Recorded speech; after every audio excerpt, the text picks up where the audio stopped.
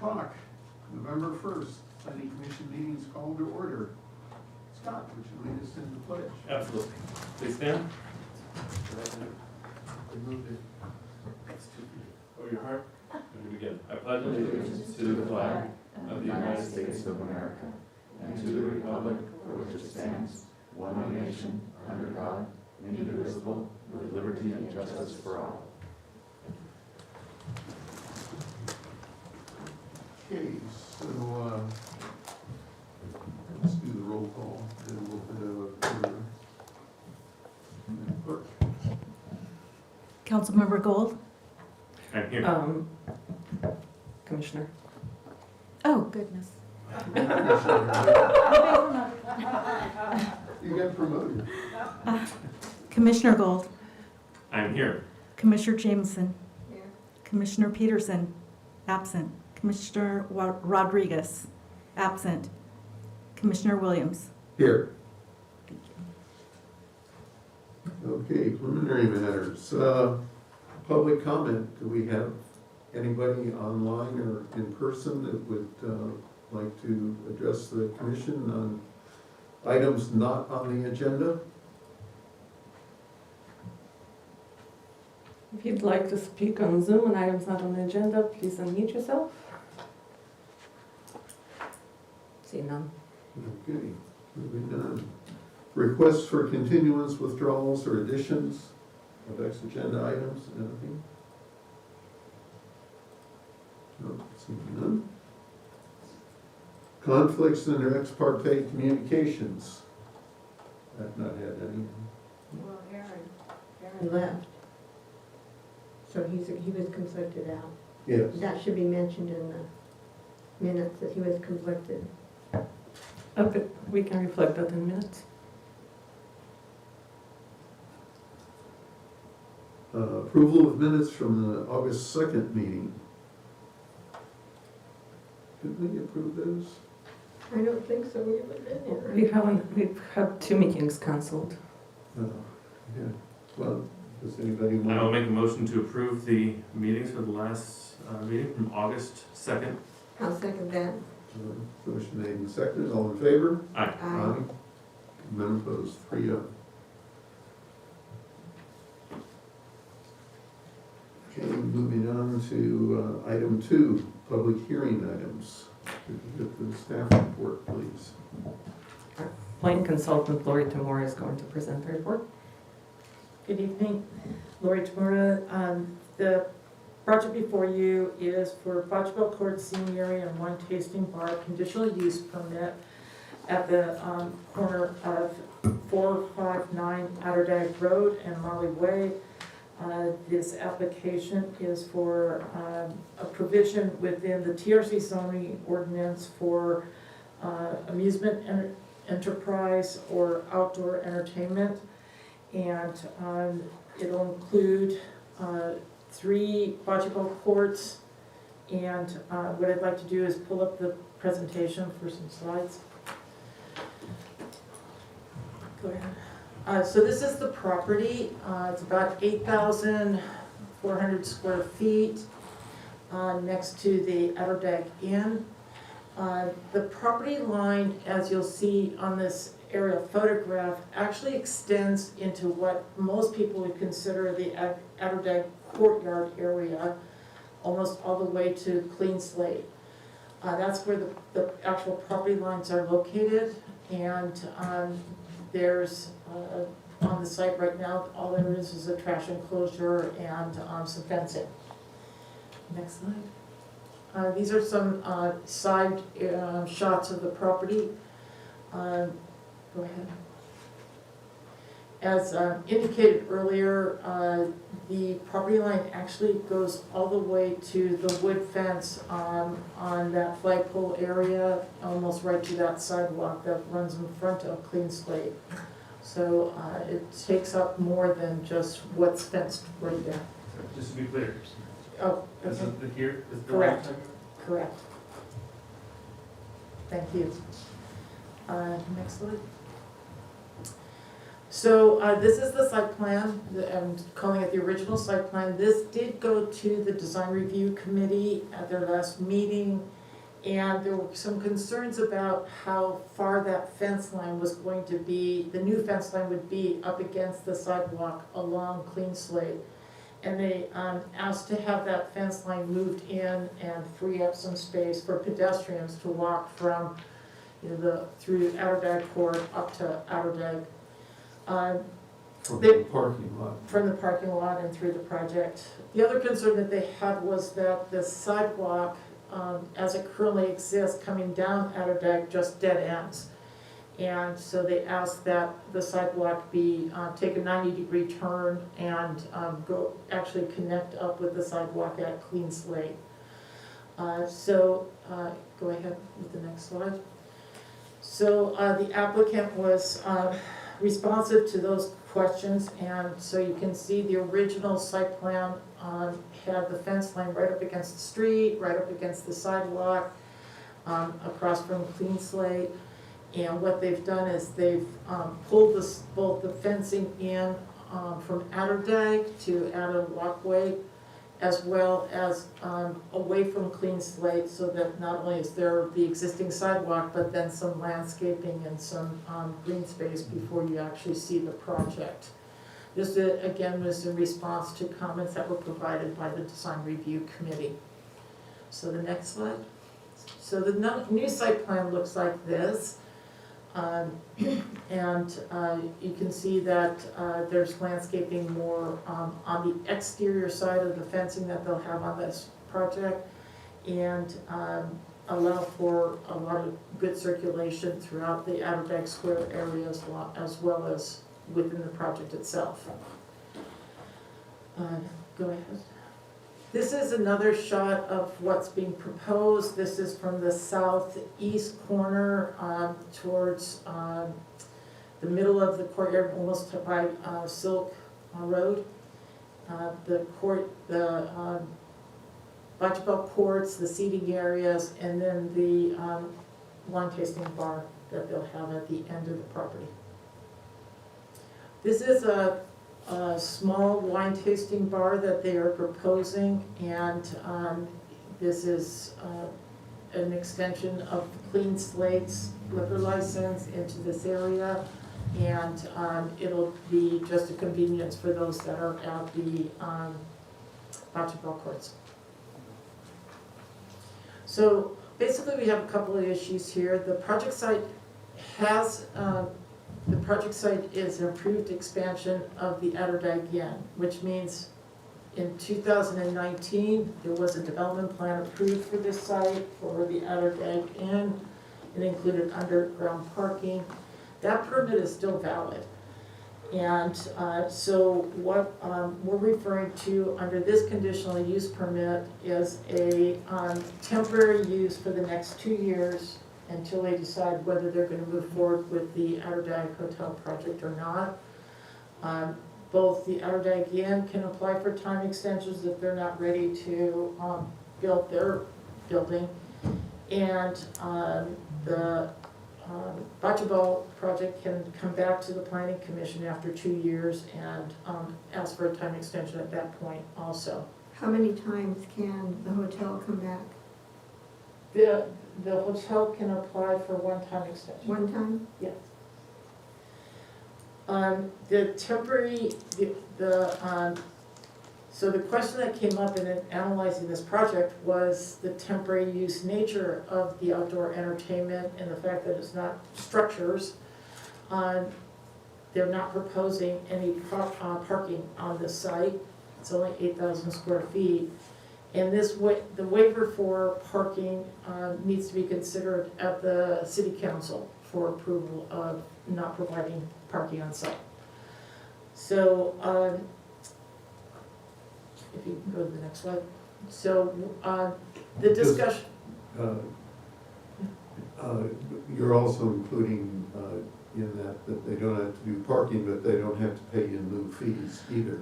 Correct. So what we've done after talking with staff and city attorney, We're gonna add another condition to this project that says prior to the issuance of land use clearance for the project will be forwarded to the city council of request waiver of the parking requirements for this temporary site use.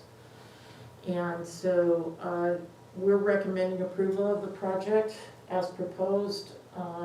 It's a interim use, for a vacant lot that's, in the center of town, and, will provide some activities and recreational amenities that currently don't exist in town. I'm available for any questions, and the applicants are here today. Any questions? I do. I'm going to piggyback on Joan's question just a moment ago. When we were talking about the extension, you said that the hotel can file after 2 years.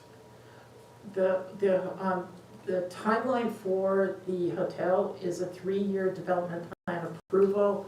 Their permit expires next year. Prior to that permit expiring, they would need to apply for a time extension for the development plan. Okay, so the hotel. Okay, Correct. So the land is an extension of the Atterdag Inn, Correct. and the liquor license is an extension of the Clean Slate Wine Bar. Correct. What type of license is that, please? The applicant could explain how that is going to be coordinated with APC. Okay. Because usually I'd like to it's hear all by, about that. it's usually by address. That goes with an address, doesn't go with address plus. So how does that work out? Maybe we could have the applicant come up and. Right here? Okay, so hi, I'm Jason Scrimger, I own Clean Slate Wine Bar. Say your last name one more time. Scrimger. Okay, It's easier to say than to spell. right. But it's okay, my mother was a Nielsen, so I hope that, no, actually, we're a type 41, so we're technically a restaurant, but we cannot extend the type 41 into that vacant lot. So I think there's a little bit of confusion there. We actually, Bocce Wines is my wine label and has a manufacturer's license at 02. I've applied to the ABC for a tasting room, and then that would allow me in that area only to sell the wine and the cider that Bocce Ball produces. So it would not be a full restaurant license or a tavern license or a full liquor license. Thanks for that clarification. Thanks for the explanation. I have a question on that. Does that mean that it would be restricted to people 21 and older? No, because it's technically a tasting room. We would be able to have families and would be able to have. Even though you call it a bar, Well, it's a tasting room, and we could sell manufacture, so it'd be wine and cider, and we can do tasting flights, just like a traditional tasting. tasting room. Wine by the glass, wine by the bottle. No outside alcohol could come in, only what we manufacture. The food does not have to be served? Food does not have to be served. I have spoken with all of my neighbors, and we're gonna provide menus for all of the restaurants that are right there in the courtyard, plus Peasant's Feast, which is just about a half block away. And then folks will be able to order online and then get to-go food to come into the bocce ball courts. Now, are you gonna have children's activities? You know, some of the tasting rooms have little tables for the kids set up so they can play. We were just planning on having bocce ball courts, but I can put in if I have enough space, I can put in like a child's bocce ball court with some, easier, lighter weight bocce balls Sure. for them, so we don't have any pinched fingers. Okay, thank you. I didn't have any other questions. I'm so sorry, I do. Okay. Do you mind? Sure. So all of the glassware and everything that needs to be serviced, is that going to go across the street or across the way to Clean Slate Wine Bar, or are you going to be? Is there going to be some kind of plumbing, some kind of sink and sanitizing in your metal structure? Right. So we'll do all of the actual dishwashing at Clean Slate, but there will be water in the structure.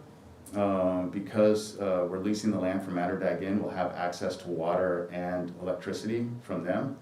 And so we will have water, because we'll have an ice machine in there, we'll have some wine coolers in there. We need to be able to keep everything cool that's in the structure so that it can be served at the correct temperature. So you'll have it plumbed from the Matterdag Inn? Yes, and we've already that's already in the lease, and we've had that discussed. Will you have hot water? So, we'll probably, for hot water, we'll have a mobile hot water, a mobile station that will provide the hot water, as opposed to trying to connect into hot water directly from them. Okay, and then what about the sewage that goes out of your sink? Where is that going? Oh, so that goes into, they're available, it's the same thing that you would see like on a hot dog cart or something like that provides like a hand washing station, and then we take the gray water from there, and then we can either just take it over to Clean Slate to dispose of it, or I can dispose of it, however I'm told to. But I'm connected to the sewer at Clean Slate, and I can just bring it across the courtyard. So that's probably what they're gonna prefer. They're not gonna want you to dump your water in the, Oh, no, I wasn't planning on dumping it in the. okay, whatever. Yeah, Yeah.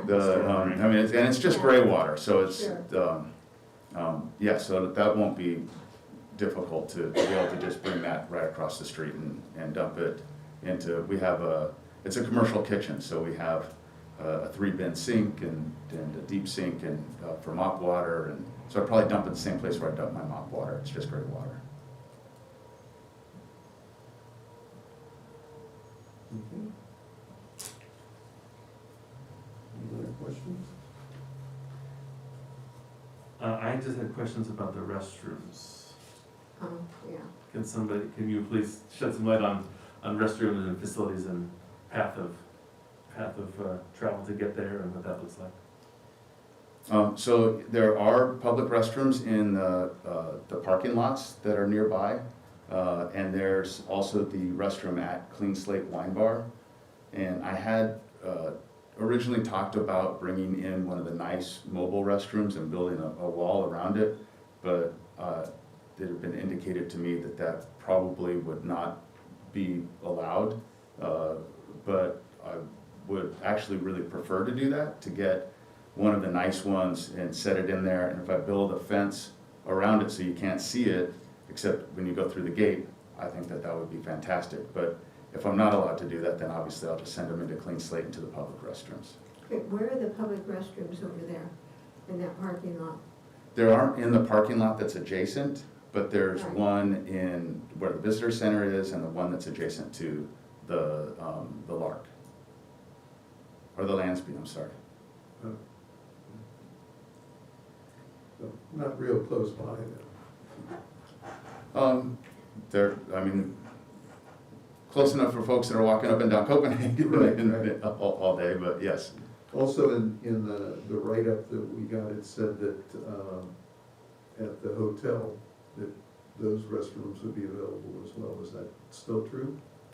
I haven't had that discussion with Angie and Jesse, the owners of the hotel. I don't know if they have a publicly accessible restroom there. So if they do, then obviously we'll make that available to them. But in the meantime, it would just be the only restroom I have control over personally is the one at Clean Slate, and I can make that available to How many units do you have there? just the one. And is One unisex restroom? One unisex restroom, yes. it ADA accessible? It is ADA accessible.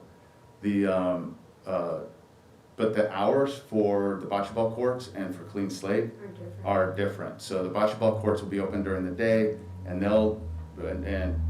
our plan is to actually shut down at sundown at the bocce ball courts, except for the time. We've been approached by the city Parks and Rec to be able to use the bocce ball courts, and they usually do theirs after dark.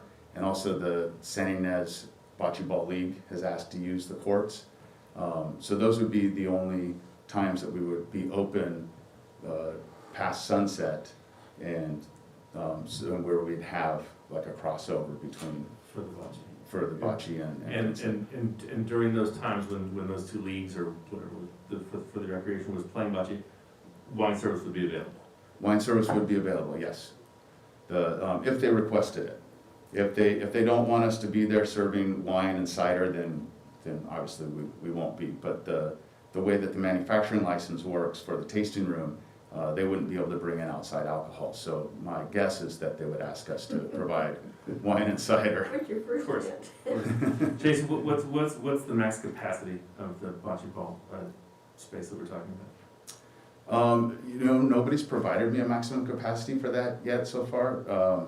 But I know that the city told me that they would do 2 sessions of games and that there would be between 40 and 50 people at each one of those sessions. And that would be with the 3 courts. They've actually asked if there's a way we can fit in a 4th court. They say it's easier if you have an even number of courts. So, and if that's the case, if with my contractor we can figure out how to put in 4 courts that still are functional, then obviously we would submit that change to try and put in the 4. 7. And then you have 7 seats with 3, or with 4, was it with 4? So the initial application that was submitted from Jason said about maximum would be 50 people 50. on the site. And then that includes the people enjoying the wines Yes, at the yes. bar. And maximum Right. 50 people. 50. Yeah, because, and if you allow me to put in some restrooms, then, we would probably ask for more, but that's really comes down to, you need a restroom for every 50 people. So, I do a lot of event planning for the local wineries, and we always plan on 1 restroom for every 50 people attending the event. So I would just use that same math and extrapolate for the bocce ball courts. If that's the case, I would like to explore the idea anyway of having a mobile unit on site, as opposed to sending people all the way across town if Clean Slate is closed. We can make that recommendation, Thank you. yeah. I think so. I appreciate that, because I would love to be able to do that, and I think Just from the that, guest perspective. just for the guests, it wouldn't be for public restrooms. It would just be for the guests that are there, and I think that they would prefer that, and there's ones that you can get that are really nice, and if we build a nice, fence around it, we do some nice landscaping, nobody looking in at the bocce ball courts will ever know that there's restrooms there. To be 50 people looking to use a restroom plus his guests in the restaurant for one facility doesn't seem like enough to me. Yeah, well, it depends. I've been playing bocce for years in the city league, and, they've got 1 bathroom at the Alisol, and there's never been a problem. So, and usually finish by 8:30 at the latest. I noticed in the write-up that it was required that the lights be out at 10. Is that just a city requirement, or is that something you were anticipating being open that late? I don't anticipate being open that late, except for the rare event that we might possibly do. I have been approached, I don't know how the rumor got out, but I have been approached by some bocce ball leagues outside of Solvang, asking that they would be able to come and have tournaments here. And I think if that were to occur, then maybe we would have instances where we were open later for the bocce ball tournaments. But that's not something that I've really penciled out yet. Honestly, I want to get home to my wife and kids. I don't know if I want to be there after 10 o'clock at night. And again, that number was provided by the applicant, that either the lights would be out as the last employee leaves or latest 10 o'clock. Yeah, and we've been really conscious about the lighting that we're going to use. It's going to be the solar lighting, and it's very decorative, and it's not going to impact any kind of dark sky ordinance. I have a contractor and he and I have already talked through all of this, and he's provided me with some different samples of the lighting that we can use that would satisfy all that. So you've got a lighting contractor who's gonna make sure that the courts are well lit, which is a problem in the valley with other venues. Yes, yes, so so Floodlights and we'll have lights around the court so that you can see the courts at night, yes. But, and yes, we did submit the 10 PM timeframe simply because I felt like that would be the latest. I think it's cold out there. I don't think you want to be out there playing bocce that late. One of the things to not March consider, anyway. Yeah. and one of the things to consider is what's happening around the property. There's a devising wall that's located for the outer dive-in, solid wall, no windows, so you're not directly impacting anybody that would be staying at the inn. Across the street or on the alleyway is retail spaces.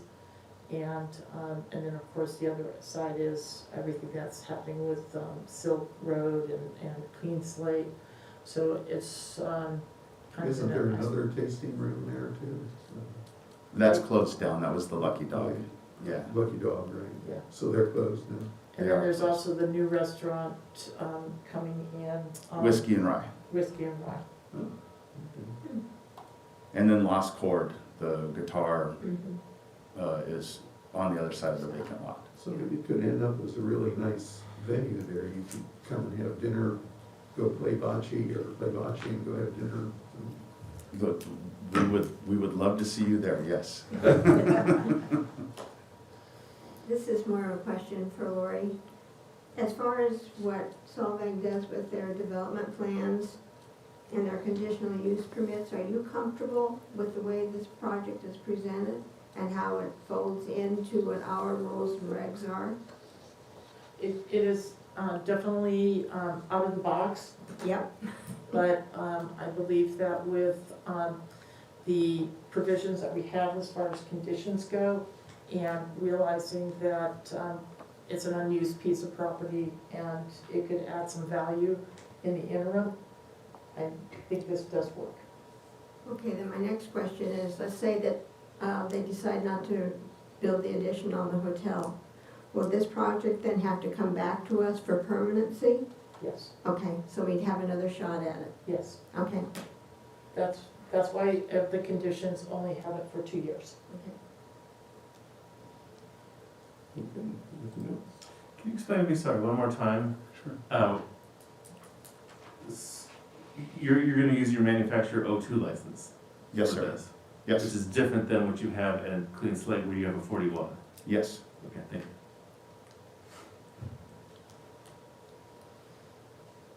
You seem questioning?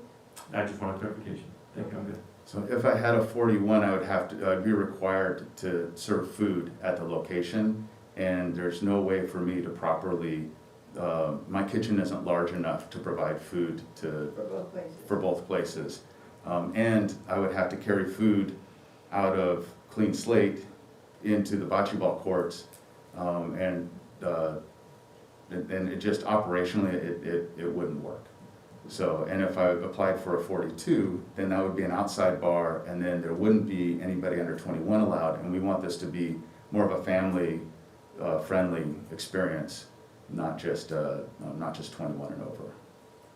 Is it your expectation that people who come to visit must purchase, or are they welcome just to play bocce? They're welcome to just play bocce. We're gonna have a reservation system for the bocce courts. And then there would be, and we're totally fine with them bringing in outside food. They just wouldn't be able to bring in outside alcohol. Sure. But I mean, they could bring in sodas or whatever. Sure. But I think the vast majority of people that come in will be drinking the wine and the cider. It's, Okay. Let's open it up for public comment. Is there anybody here that wants to? I don't know if I count as public. How about online? If you'd like to speak on this item, please unmute yourself. We have 2 members of the public, but no comment. Okay, we'll bring it back to the commission then. Are there Any more questions, concerns, issues? I do have one more comment, and that's about the parking. When it becomes a permanent, if it becomes permanent after 2 years, then I think they're either gonna have to do in lieu fees or do something else other than what we are allowing them to do now. That's just my comment, for the record, okay? Okay, And that's why we're taking it to that issue to the city council, right, is to talk about the temporary status as Right. well as potentially future. okay. Okay, thank you. Anything else? Can we get a motion to approve the, So the motion would include the added condition for the city council on review that was provided in the slides. And then there was a suggestion that a mobile unit for restrooms could be added, working with the city and environmental health. yeah, be investigated, yeah. I'll move that we approve with those additions. And also I think we have to approve the CEQA as well, correct? Yes. So I'll include that in my motion. Can I I'll get a second it. I'll second it. Seconded by Joni. All in favor? Aye. Aye? Approved 3-0. Thank you very much. It's- Thank you. I think it'll be a great addition for the city, and I hope it works out. Thank you so much, and you should know I do have a bocce ball wine that's called Kiss the Jack. You'll have to come by and try Hey, I'll some. try that out sometime. Oops. Thank you. Sure. Okay, moving on to item 3, general plan update. So next item, yes, is a brief update on the general plan, just to keep reminding everyone of where we are in the process with the general plan update. As you would recall, it's been a few months since we've seen each other with the Plan Commission, but if you would recall, we were talking before about the next step coming up in alternatives workshop, which was originally planned for November-ish timeline. However, given a meeting with GPAC and how important that step is, we definitely want to make sure that there's plenty of time for public review of that document.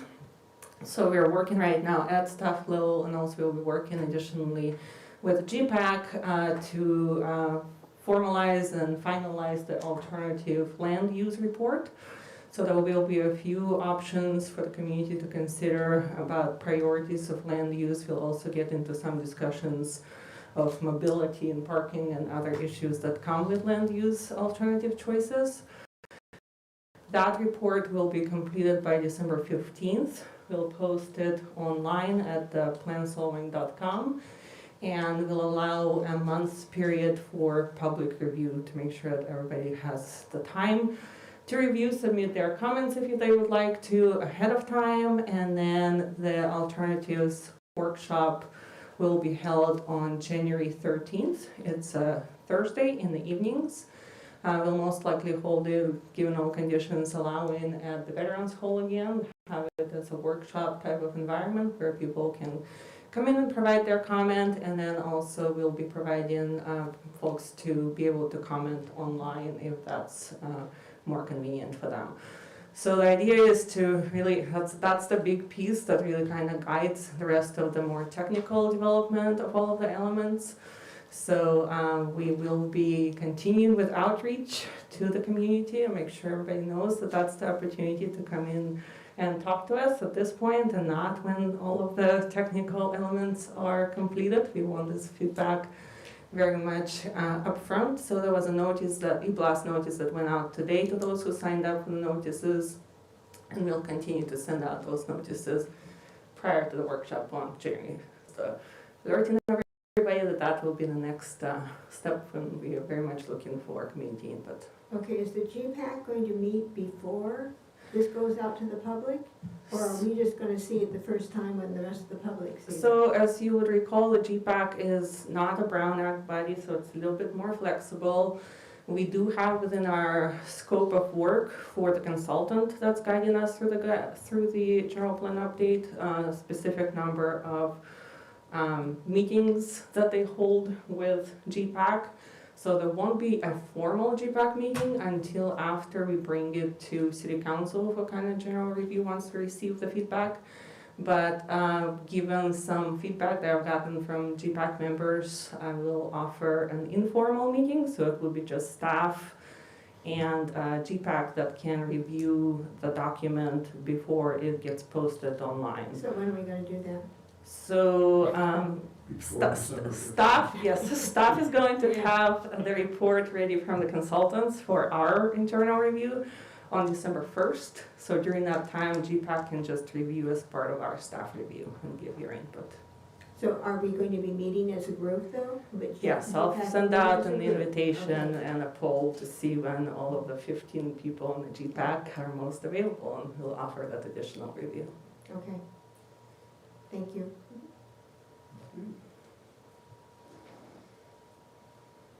So that's all I had on the general plan, and Lori, if you can. The next item is an update on the project list. You've seen this before, it's been a couple of months, so we thought we'd bring it back forward. On page 31 in the package, on page 3, is a list of the pending projects that we're anticipating coming forward, which is identified as future projects.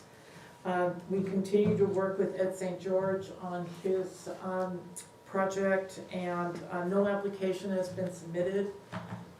There was an official withdrawal in August of the affordable housing project, and we are now working through the process for a combination hotel and housing project. The other project that will be coming, has not yet been filed, but we're anticipating, is the Sampson Medical Clinic on Windmill Lane. And we anticipate that that will probably be filed before the end of the year. That project is a large one, it's 32,000 square feet. We will probably be processing a negative declaration. Obviously, traffic is a big issue at Alma Pintado Road and 246. There'll be some additional analysis on visual resources and many other things tied to that project. What type of project is it? It's a medical clinic, Medical clinic. Sampson Medical Clinic. Thank you. Another application has been heard by the city council, and that's about 10 acres of land that would be offered to be annexed to the city through LSO Ranch. They would like to expand their facilities and include a glamping area. Just about where their check-in area is, you go up the hill just a little bit, and that's the area that they would like to be included in the city.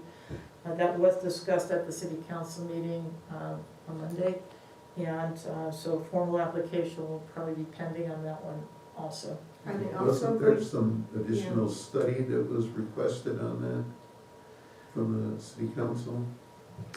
The project was presented to City Council for just conceptual, big picture review and their policy direction, whether they would be even interested in staff working with LSO guest range on that type of proposal. So their direction was to staff to continue to work with LSO guest range and basically dive more into all the details of what it would take to go through the annexation process, what parcels exactly on what areas they want to annex. Obviously, we'll be looking into both the legalities of the urban growth boundary, water, wastewater connections, any safety concerns, as well as, depending on what area is proposed for annexation, any impacts to the Alisal Road and pavement and other issues like that. So all of that is forthcoming. A lot of work still to do, in other words. Correct. We've done only very preliminary review because we want to get that first policy direction from City Council. so at the same time, will they be doing the rodeo area and the arena and the houses that are to the south? So those would be questions for us to discuss with also guest range. They The way that they proposed the project to the city council was pretty broad. They definitely said the 10 acres, but then there's desirable, a couple of more parcels, which could get it to about 20 acres. At least. Yeah, and I thought I heard him mention something about 300 acres. No, that's what, Yeah, that's the entire parcel that's currently That's what's already there. correct. That's it. but that's in the county. They just want to take part of it into the city. Yeah, But then there's more down to the south that they're interested in also, if I Correct, heard and that all of that is correctly. in the county. Yeah. There's just several parcels. There's a really large parcel that they would like to potentially carve out a smaller piece. And then there's another parcel that goes with the rodeo grounds that they're considering. And the project list that we have also tracks some of the projects that the planning commission has reviewed over the last couple of years. Several of them are under construction now. The Solvang Theater Fest is moving forward with their work. And then we also have several projects that Rennie's little 300 square foot building right there next to Copenhagen Square is almost completed. And we have a number of other projects that are in plan check right now. Both of Mr. Hunter's projects are in plan check. So those things are moving forward. Available for any questions. If you see anything on the list that I missed, please let me know. But this is where we're at. The design review committee will be meeting this month on a couple of sign permits. And we may have one other project coming in that needs, as a condition of approval, they need to get final DRC review. when is their meeting? Is it the third Thursday? or- Yes. Would be they'll be- November 18th. Mhm. Correct. Just as a follow-up then, for the planning commission's next meeting, we do have a couple of ordinance amendments that will be discussed. Chelsea's been working on those. At this point, we don't have any projects in the queue for the December meeting, so we'll be focusing more on technical stuff. And just to add to that last item, which is amendments to Title 11, which really clarifies the organizational structure and appeal structure of DRC decisions and the roles between Planning Commission and DRC. There's also going to be potentially at the next Planning Commission an item coming for your recommendations for the Skid Mesa sheds issue that was presented to City Council. Oh, thank you. So we'll be bringing to you, or city attorney will be bringing to you some recommendations to the municipal code amendment potentially. Okay, you mentioned earlier about Ed St. George. Is there any timeline that we're aware of that he has to meet, or are we just waiting for him to submit There's something? Yeah, there's no timeline that he is bound to. He has withdrawn his SB 330 application, which had timelines. That's formally withdrawn, so now we're just working on his new submittal for the combined hotel / the micro unions project. We actually had a meeting with him today at staff level, and we're basically looking discussing the procedures to move forward. It's a significant project, so there's discussions between what comes first, the application or the development agreement, and likely the next step will be actually going to City Council again for some discussion of the terms of the project. So it may be a little bit of time before it comes to the Planning Commission as a formal project review. Does the city of Solvang, I know we have a state ordinance for ADUs and junior ADUs. Do we have any control at all over any of that, or is it just what the state says we can do? So the state has been being more and more prescriptive over recent years, so there's less and less that the city has control over.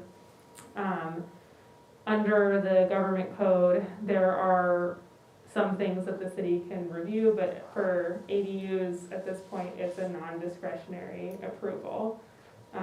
You just have, but they're, they have to meet safety and building code requirements Sure, and things sure. like that. But, yeah, it's very limited what the city can do. And actually, one of the items coming up, those code amendments we were talking about that will be coming before you next time addresses some of the older code provisions about ADUs Okay. to clean that up a little bit, so. Oh, I noticed that the Rodriguez project has both junior and full ADUs on there.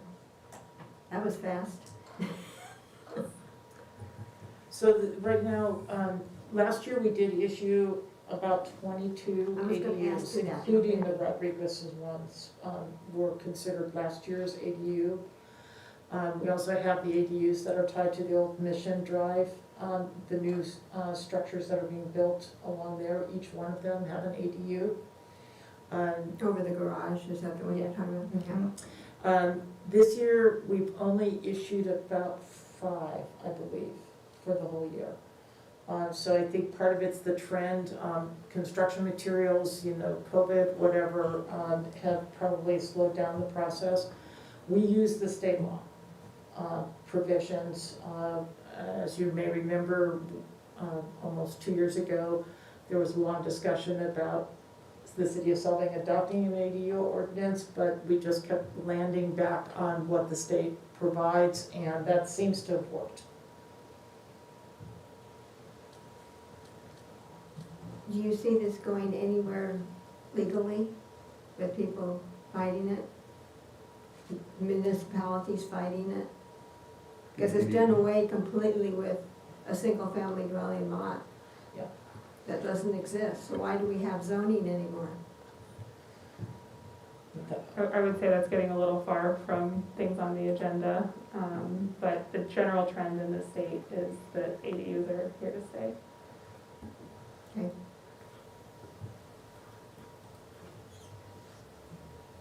Okay. Any other planning commission comments you want to make? Not for me, thank you. Nothing? Staff comments that you haven't already covered? I don't have any additional comments, Lori? No. Okay, then I guess we're adjourned. Thank you. Thank you.